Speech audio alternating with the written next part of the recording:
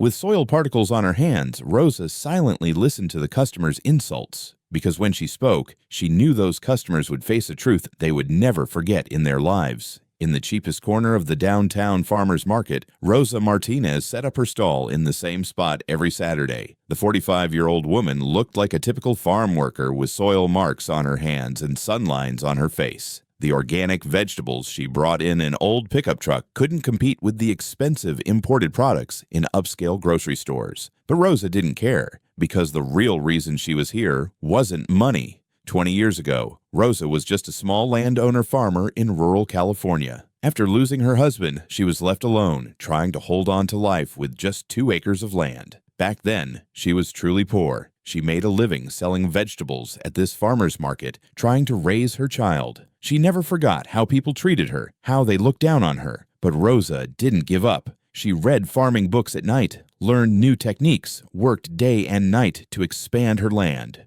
2 acres became 10 acres, then 50 acres, then hundreds of acres.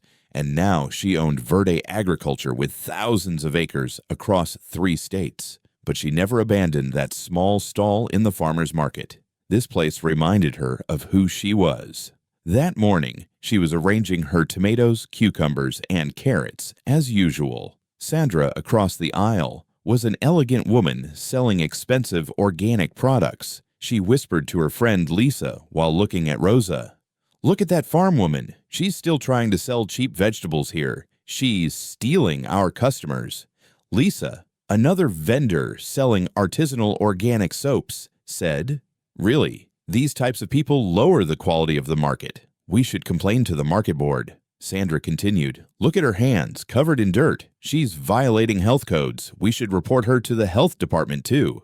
Rosa said nothing. She just continued arranging her vegetables. She was smiling inside. Verde Agriculture's organic certifications hung on the wall, but nobody looked. The first customer arrived, Margaret Thompson, a wealthy middle-aged woman from Beverly Hills. She stood out with her expensive designer clothes and jewelry. She had gotten out of her Tesla Model S, her personal assistant waiting by the car. "How much are these tomatoes?" Margaret asked, wrinkling her nose. $6 per pound, ma'am," Rosa said politely. Margaret frowned. $6? Sandra's heirloom tomatoes are $20 per pound. Yours must be full of pesticides. Farm workers don't know about organic standards anyway. "My vegetables are also organic, ma'am. I have USDA certifications." "They must be fake," Margaret interrupted. "What do you know about organic farming? Do you even have a high school diploma? If you're selling vegetables at this age, it means you've never succeeded at anything in your life." Rosa's face showed no change. Margaret continued,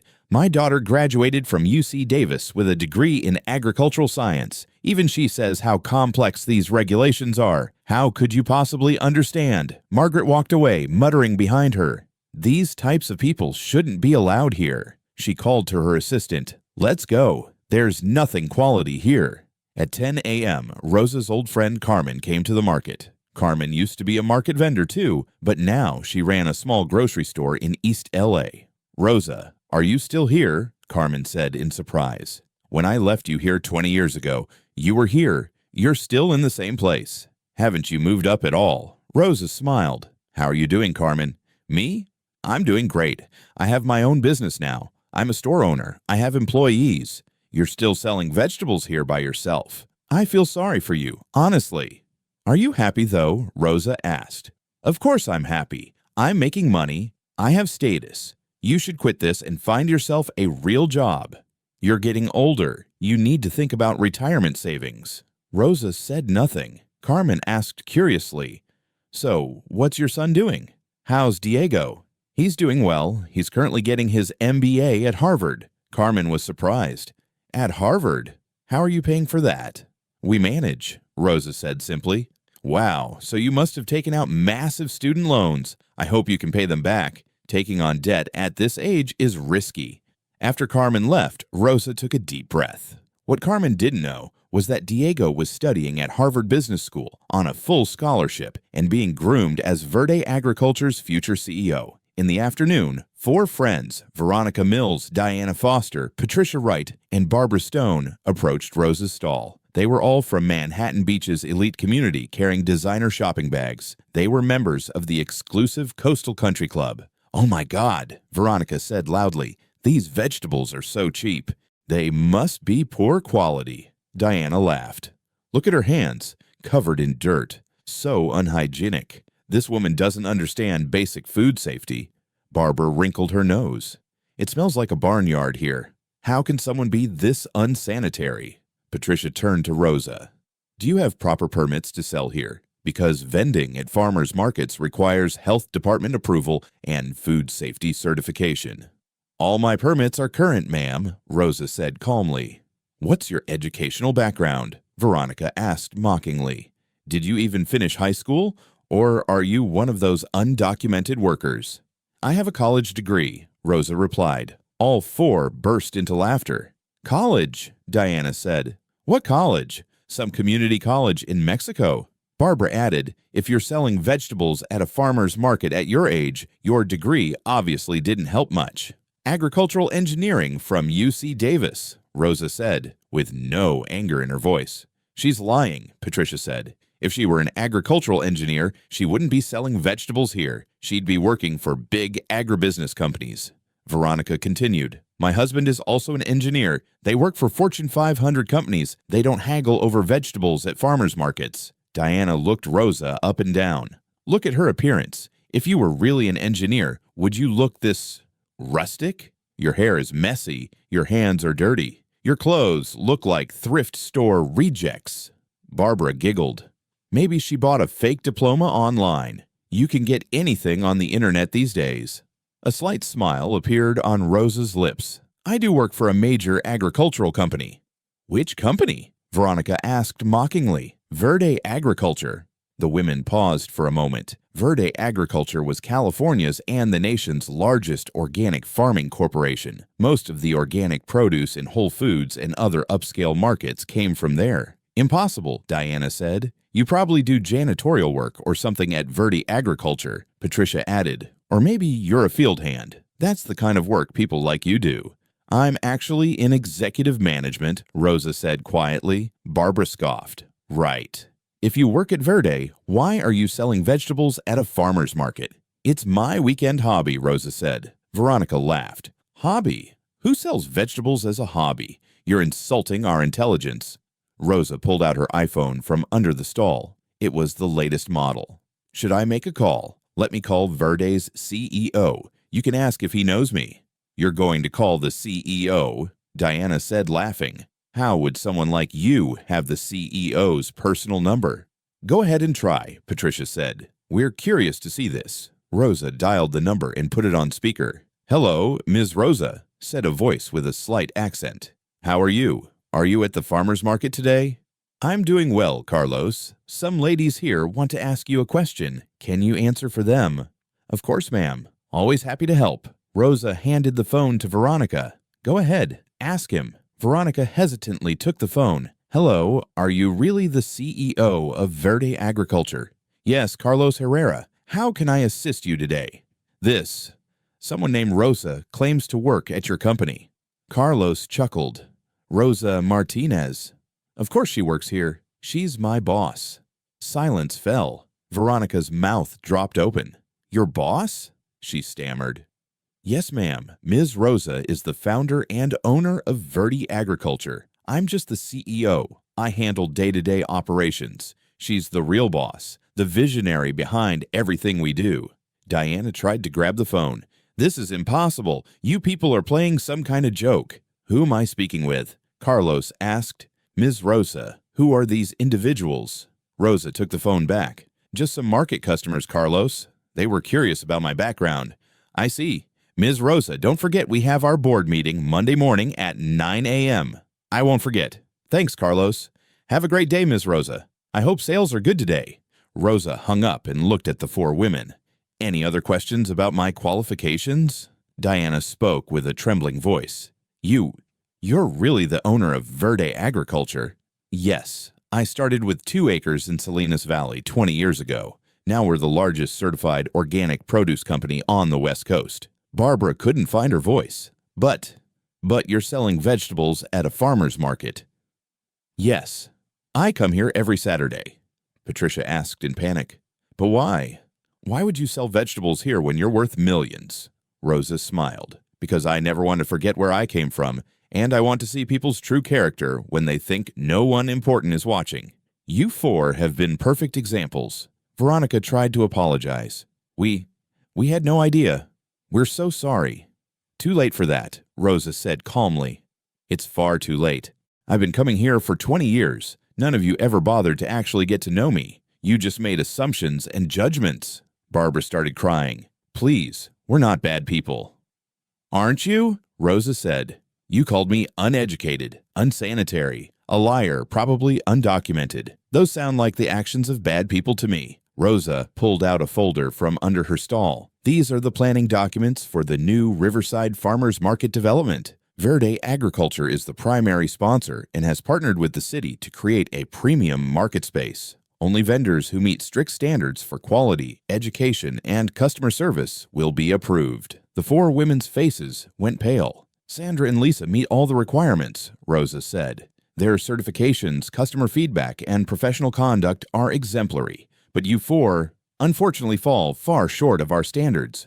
What standards? Diana asked frantically. Customer satisfaction scores, ethical business practices, respectful treatment of fellow vendors and customers. We have security cameras throughout this market that record everything, including how you've treated me and others over the years.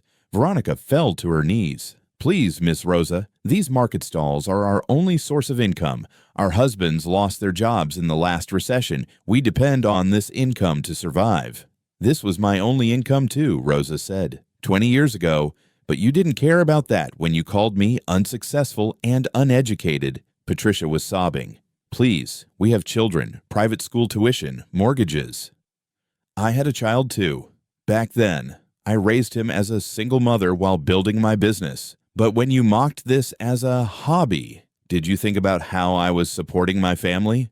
Margaret also approached, having overheard the conversation. She looked at Rosa with growing fear. You're included in this as well, Margaret, Rosa said. You told me I don't understand organic farming standards, yet I hold a degree in agricultural engineering from UC Davis and own the largest organic farming operation in California. Margaret fell to her knees. Please, Ms. Rosa, I sincerely apologize. I have children, a mortgage, private school bills.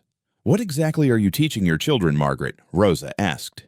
Are you teaching them to treat working people the way you treated me? No, I teach them to respect everyone. But you didn't show me respect. Your children watch how you behave. What example are you setting? Margaret was sobbing uncontrollably. Rosa closed the folder. The new Riverside Premium Farmers Market opens next month. There's a separate area designated for vendors who don't meet the new standards. You can continue operating there.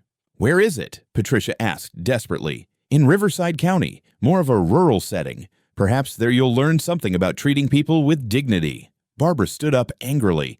This isn't fair. We apologized. I didn't receive any apologies for 20 years, Rosa said. Only insults, condescension, and disrespect. Now saying sorry isn't nearly enough. Diana shouted, You're taking revenge. This isn't business. Revenge, Rosa said calmly. I haven't done anything to you. I'm simply showing you the natural consequences of your choices and behavior. All 5 women walked away in shame and defeat. Rosa began packing up her stall. Sandra approached nervously. Rosa, I'm so sorry. I never treated you badly, but I also never stood up for you when others did. Rosa looked at her kindly. You're a good person, Sandra. I've reserved the prime corner spot for you in the new market. Verde will also provide you with organic seeds and fertilizer at cost. Sandra thanked her with tears streaming down her face. Lisa also approached. I'm sorry too, Rosa. From now on, I'll treat everyone with respect and stand up when I see others being mistreated. You'll have a great spot in the new market too, Lisa. But this time, Verde will help you source only the highest quality products. We'll make sure you succeed. A young man approached. Ms. Rosa, I'm Marcus. I'm a student at Cal Poly. Could I possibly work at the market? Rosa looked at him. What's your major? Agricultural business. I've actually written papers about Verde Agriculture. You're like a legend in our program. Rosa smiled. Of course, you can also apply for our summer internship program. That evening, as Rosa drove home in her pickup truck, Carlos called her cell phone. "Ms. Rosa, I heard about what happened today. Did we handle this the right way?" Rosa smiled. "Carlos, this is exactly why you're CEO and I'm not. You have compassion and wisdom. Yes, we did the right thing. People can change and grow, but first, they need to face the consequences of their actions." What about those 5 women? They'll learn valuable lessons. Maybe working in a more humble environment will teach them empathy. And if they don't learn, then they'll never build something meaningful like Verde Agriculture, Rosa said with a chuckle. When she arrived home, she sat on the wraparound porch of her beautiful ranch house. She looked out over her vast property. Thousands of acres of farmland, state-of-the-art greenhouse complexes, modern irrigation systems. It was all Rosa's. But her most treasured possession wasn't her land or her company, but that small farmer's market stall, because that humble space showed her people's true character. Her phone rang. It was Margaret. "Ms. Rosa, please forgive me. How can I face my children after behaving so terribly?" Rosa paused thoughtfully. "Margaret, what values are you teaching your children?" "What do you mean? Are you teaching them to look down on working people, to judge others by their appearance or occupation?" Margaret cried. No, I'm not really like that. I don't know what came over me." "Then prove it by changing. I'll give you one more chance in the new market, but only one." "Really? Thank you so much. But I have conditions. Bring your children to the market. Let them meet real working people and learn respect for everyone."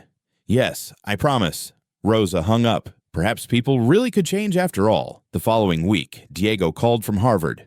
"Mom, I heard what happened. It's all over social media. Billionaire CEO works at farmer's market." Rosa laughed. "Are you embarrassed by your old mother?" "Embarrassed? I'm incredibly proud. You're my hero and inspiration." "How are your MBA studies going?" "Excellent. But honestly, what I learned from watching you is more valuable than anything they teach in business school." "Such as?" "How to treat people with dignity. That humility and hard work matter more than status. That real success means lifting others up, not tearing them down." Rosa's eyes filled with tears. "You're going to be an amazing CEO someday."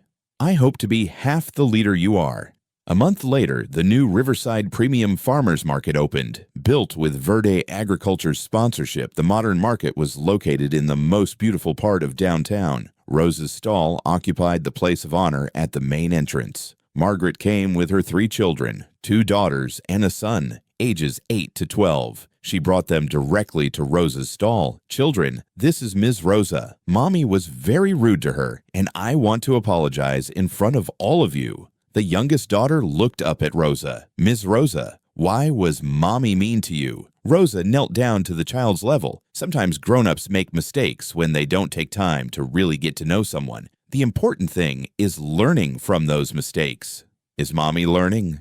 "She's trying very hard to do better. Will you help her remember to be kind to everyone?" "Yes, I will." Margaret thanked Rosa with tears of gratitude. Veronica, Diana, Patricia, and Barbara had all been relocated to the rural market in Riverside County. For the first time in their privileged lives, they were working alongside actual farm families and learning what real struggle looked like. 2 months later, Veronica called Rosa. "Ms. Rosa, I need to thank you." "For what?" "For sending me to Riverside. I've learned more about real life in 2 months than in my previous 45 years. I see now how hard working people struggle, how much dignity there is in honest work." "How do you feel now?" "Ashamed, deeply ashamed. For 20 years, I walked past you every Saturday, never bothering to learn your name or story. You were always there, working hard, building something amazing." "We can't change the past, Veronica, but we can choose how we move forward." "Would you consider giving me another chance? I'd like to earn a spot in the premium market." Rosa thought carefully. "What would you do differently?" "Everything. I'd treat every person with respect. I'd learn their stories. I'd use my position to lift others up instead of putting them down. Let me think about it." 3 months later, Rosa offered Veronica a small space in the premium market, the smallest stall available, and with strict conditions. She would volunteer at Rosa's stall every Saturday, learning humility through service. Veronica accepted gratefully. Sandra and Lisa had flourished in the new market. With Verde's support and mentorship, they were selling premium products and earning more than they ever had. They had become Rosa's closest friends and trusted advisors. Carmen also reached out after hearing the news. She called Rosa with deep embarrassment. "Rosa, I was such a fool. All this time you were building an empire and I was pitying you. I'm so ashamed." "Carmen, you weren't malicious. You just didn't know the whole story. Can you forgive me?" "I already have." "Could I visit you at the market? I'd love to see you again." "Of course. I'm there every Saturday." Rosa still set up her stall every Saturday morning. Everyone now knew she was the owner of Verde Agriculture, but they treated her with even more respect, not because of her wealth, but because of her character, because everyone had learned this fundamental truth. Real worth comes from how you treat others, not from what you own. And Rosa's heart was bigger than her fortune. One Saturday morning, a young Latina college student approached Rosa's stall. She looked nervous but determined. "Ms. Rosa, I'm Sophia. I'm studying at UCLA. I want to be like you someday." "In what way?" "Successful but still connected to my roots. Still humble. Will you teach me?" Rosa smiled warmly. "Of course, mija. But first, you need to understand where good things really come from." "The soil?" "Exactly. Help me here on Saturdays. Then you can intern with us during the week." "You'd really let me do that?" "Absolutely. But I have one non-negotiable rule." "What's that?" "Never ever look down on someone because of their job, their appearance, or where they come from. The person you dismiss today might be the one who changes your life tomorrow." Sophia's eyes shone with excitement as she agreed. Rosa's story wasn't just about revenge or justice. It was about second chances, personal growth, and the power of treating everyone with dignity. Every Saturday, everyone who visited Rosa's farmer's market stall learned the same lesson. True power comes from lifting others up, not putting them down. Rosa's hands were still covered in honest soil, but her heart was worth more than all her millions.